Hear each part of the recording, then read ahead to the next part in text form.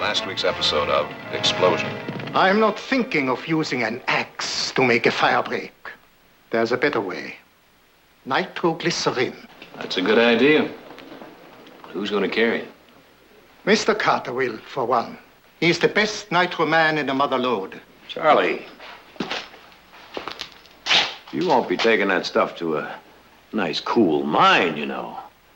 You'll be taking it right in the middle of a forest fire. Am I really worth that much to you? If I didn't think so, I wouldn't be going. Oh, come back. Please, come back safe. I need you.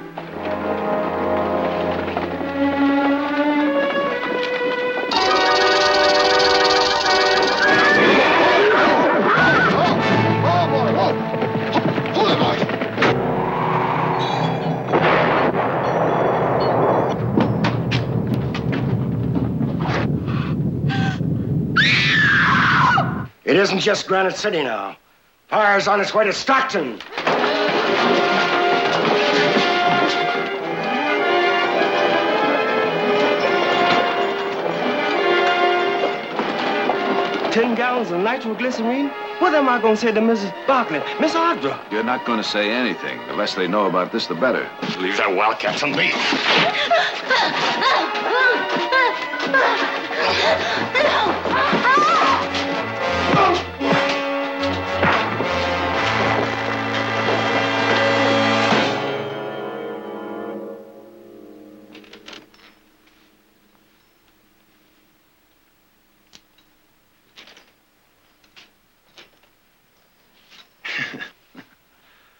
Funny, I was afraid that my manners wouldn't be good enough for you.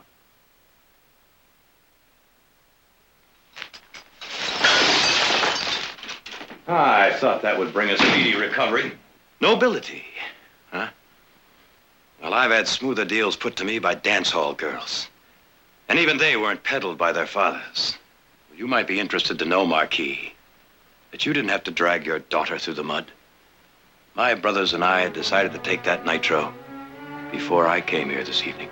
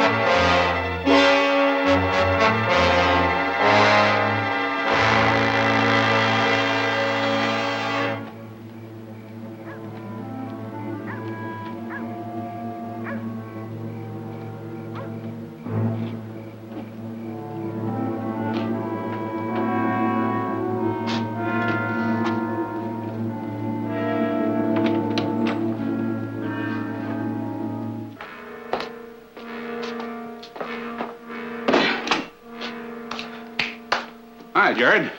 Hello, Harry. You seen my brothers? Not since I left with you. Well, I guess I'll have a whiskey.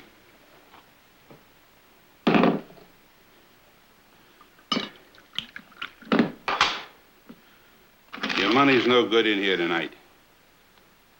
How come you haven't left town like everybody else? Listen, everything I got in the world is tied up in them whiskey barrels down in the cellar. Now, the last time there was a fire, I went out to help fight it. Well, we stopped it all right.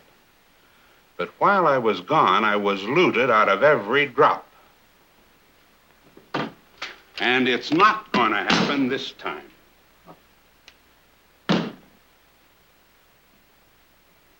Here, help yourself. I got to get some more water. Glad you didn't take off, too. I got no place to go. Me either.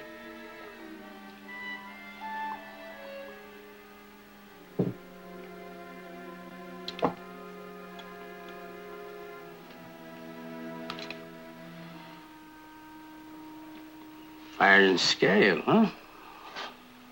Nope.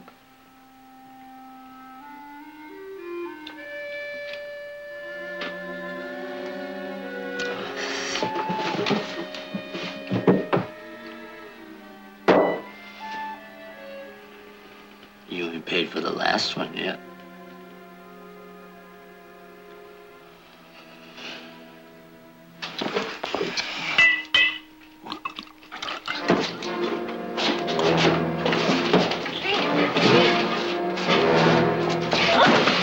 What's the matter with you? Get your paws off of me! You ain't no little bride, you know. You're back here working. Toby. Make me sick!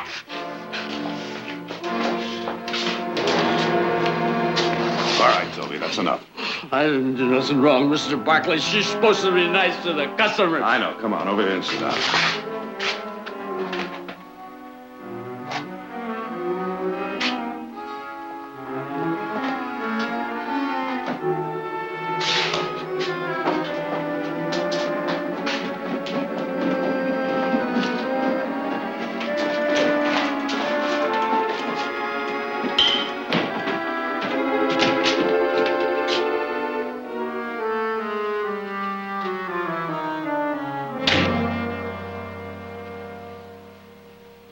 $2,000 really mean that much to you? Get out of here.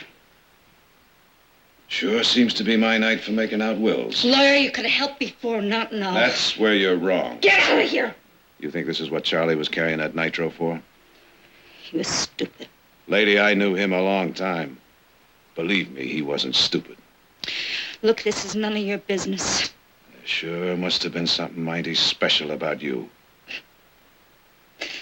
Special. You didn't have to be special to attract a man like Charlie. He was a hard rock miner, trapped all week long in a mine shaft. Anyone would look good to him. Anybody who was a little bit nice to him. There are lots of girls downstairs who are in the business of being nice. Charlie picked you to be his wife. Now, why do you suppose he did that? I don't know. Look, I know what you're trying to do, and you don't fool me. You couldn't have fooled him either. He must have thought you'd make him a good wife.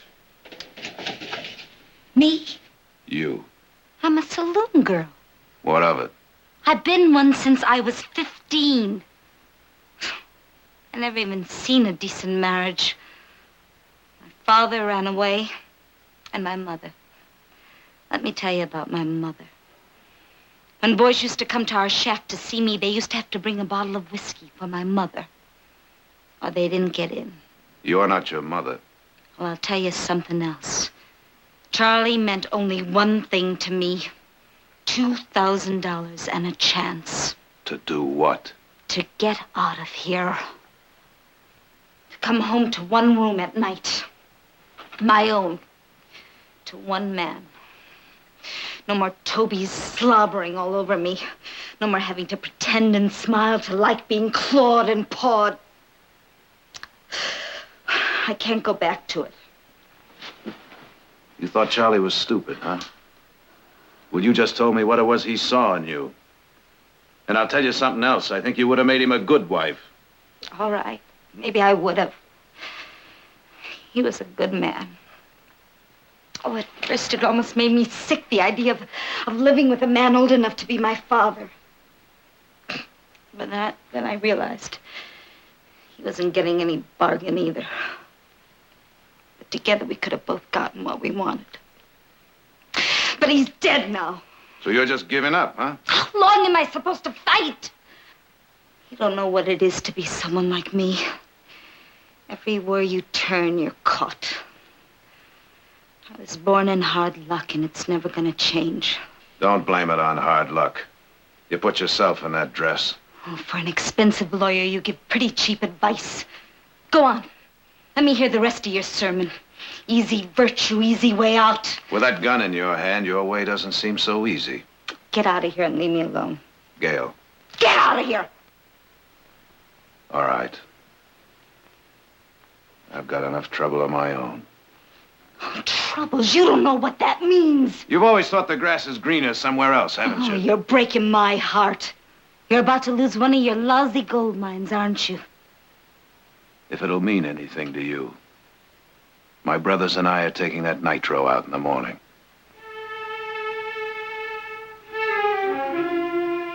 But you've got everything. How can you throw it all away? I don't plan on throwing anything away if I can possibly help it. It's kind of nice to think you're doing the same thing. Now, come on, why don't you give me that gun? Come on, give it to me.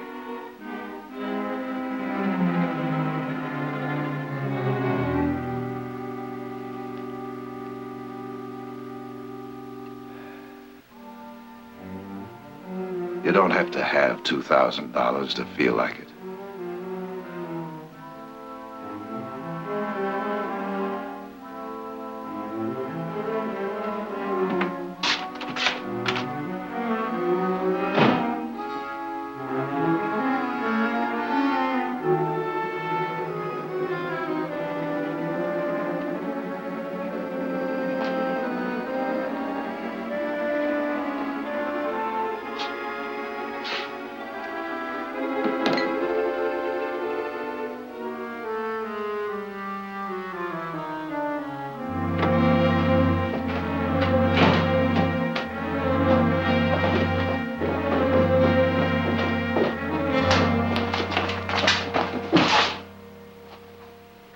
Spread the word on you. You'll never get another job in any saloon in Stockton. You can bet on that. Not in Stockton or any place else. You're getting awful uppity. What happened? You find somewhere to take old Charlie's place already?